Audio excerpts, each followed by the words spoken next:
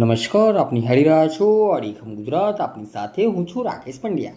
વૈશાખ સુદ ત્રીજ એટલે કે અખાત્રીજના પવિત્ર દિવસે મહીસાગર જિલ્લાના મુખ્ય મથક અને ઐતિહાસિક નગર એવા લુણાવાડાનો 593મો સ્થાપના દિન અત્યંત હર્ષોલ્લાસ અને પરંપરાગત રીતે ઉજવવામાં આવ્યો હતો. આ પ્રસંગે નગરના આદ્ય દેવ સ્વયંભૂ લુણેશ્વર મહાદેવના મંદિરમાં મહાપૂજા, પાલખી પૂજન અને ભવ્ય શોભાયાત્રાનું આયોજન કરવામાં આવ્યું હતું. ઈસવીસન 1434માં મહારાજા ભીમસિંહજીએ લુણાનાથ બાબાની પ્રેરણા અને નગર દેવતા લુણેશ્વર દાદાની કૃપાથી લાવણ્યપુરી લુણાવાડા નગરનો પાયો નાખ્યો હતો.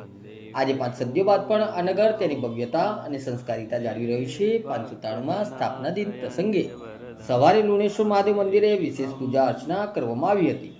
લુણેશ્વર મહાદેવના આશીર્વાદ મેળવી મહારાજા સિદ્ધરાજસિંહજી નગર સ્થાપના દિન ઉત્સવ સમિતિના ચેરમેન અને પાલિકા પ્રમુખ ડોક્ટર કીર્તિ પટેલ, વાઇસ ચેરમેન પુષ્પેન્દ્રસિંહજી, પાલિકાના સભ્યો તેમજ શહેરના અગ્રણી નાગરિકોએ પાલખી પૂજન કરી શોભાયાત્રાનું પ્રસ્થાન કરવામાં આવ્યું હતું. શોભાયાત્રામાં બુરહાની બેન્ડની સુરાવલીએ વિશેષ આકર્ષણ જમાવ્યું હતું.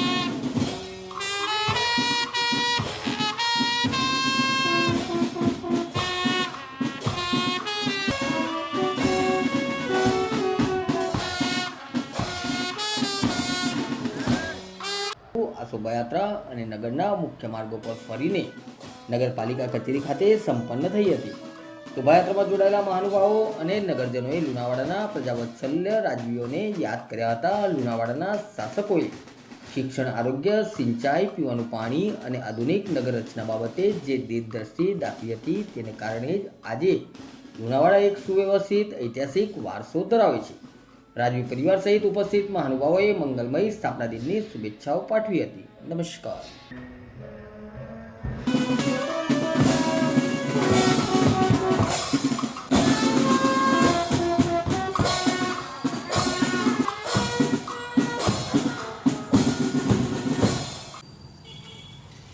આજના શુભ અવસર પર અક્ષય તૃતીયાના દિવસે આ ગામનો 593મો સ્થાપના દિન છે.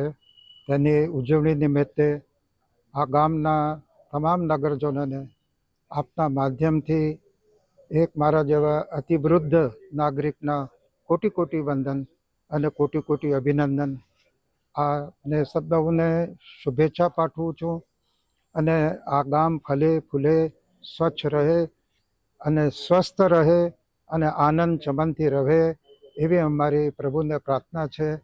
અને આપના માધ્યમથી ફરીથી તમામ નાગરિકોને જે બહાર બી છે તેમને અમારા કોટી કોટી વંદન અને કોટી કોટી અભિનંદન.